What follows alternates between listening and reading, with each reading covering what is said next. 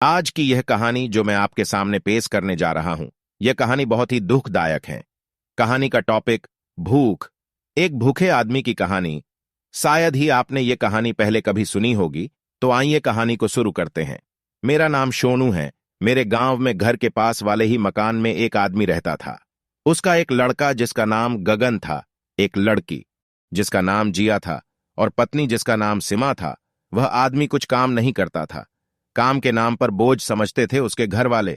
वह सुबह उठकर गांव के ठीक बीचों बीच एक मंदिर था। मंदिर के पास ही एक नीम का पेड़ भी इतना गहरा और ठंडी छाया वाला, जिसकी छांव में अगर कोई भी एक बार चला भी गया तो उठकर वापस जाने का मन ही नहीं करता था।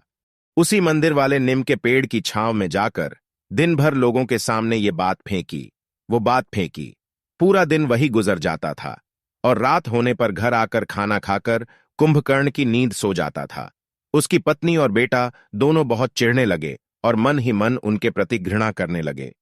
पत्नी गुस्से में आकर बोली, कुछ काम तो करते नहीं, बस दिन भर बैठे रहते और भूख लगते ही आ जाते खाने के लिए। राक्षस कही का। जब भी वह खाना खाने बैठता था और दोनों माँ बेटे उससे झगड़ने लगते थे और आधा खाना खाया कि नहीं खाया और बेचारा हाथ धोकर तुरंत बाहर चला जाता था।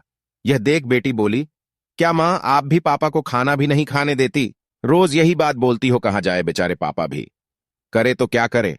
थोड़ी बोली कि माँ डांट कर चुप कर देती थी, मुंह से आवाज भी नहीं निकालने देती थी। वो पड़ोसी होने के कारण जब भी उनके घर में झगड़ा होता तो मैं तुरंत उनके घर के पीछे वाली खिड़की से सब सुन लेता था। लेकिन एक दिन तो हद ही हो गई। मैं फिर उसी जगह जहां हमेशा जाकर उनकी बातें सुनता था और मैंने देखा कि जैसे ही वह हर रोज की तरह एक प्लेट में दाल ली और 2 रोटी लेकर खाने बैठे ही थे और दोनों माँ बेटे ने खरी खोटी सुनाई। ये तो ठीक, बीबी अपने पास पड़े एक झाड़ू से ही धो डाला। यह देख मुझसे रहा न गया और मैं चला ही था उसको बचाने। लेकिन मुझे लगा कि दूसरों के आपस के झगड़ों में टांग अड़ाना ठीक नहीं होगा। बेचारा भूख से तड़पता हुआ वहां से निकल पड़ा और 2 दिन हो गए, घर नहीं लौटा। लेकिन माँ बेटे को तो परवाह ही नहीं। किंतु बेटी बेचारी मन ही मन बहुत दुखी होती रही। सोच रही थी कि कहाँ होंगे पापा, 2 दिन हो गए, भूख से तड़प रहे होंगे। मेरे गांव के पास वाले गांव में बड़े नेता की सभा चल रही थी। बहुत भीड़ थी। कुछ भीड़ इकट्ठी की गई थी और कुछ आते जाते लोग इकट्ठे हो गए थे और मैं भी वही मौजूद था। नेताजी के भाषण सुन रहा था। जनता के लिए नाश्ते के पैकेट बांटे जा रहे थे। मैंने आनंद लेते हुए नाश्ता की और दोस्तों के साथ घूमने लगा। तब वह भूखा आदमी भी वहां मौजूद था, लेकिन पूरी भीड़ से अलग तेज धूप में रोड के किनारे पड़ा था।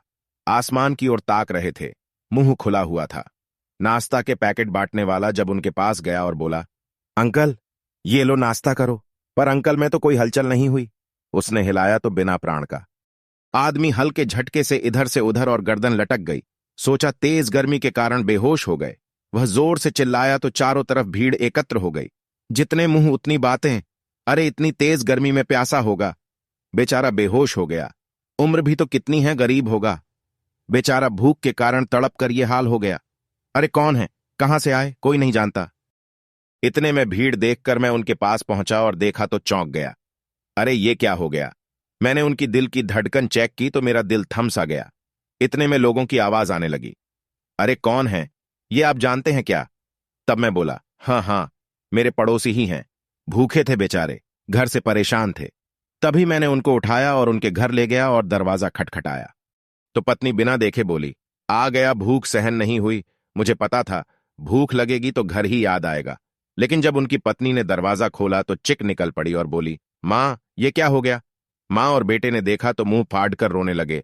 तभी मेरे मुंह से निकल ही गया, जीते जी तो शांति से खाना भी नहीं खाने दिया और मरने के बाद आंसू की नदियां बहाने से क्या फायदा। मैं आशा करता हूं कि आपको यह कहानी पसंद आई होगी।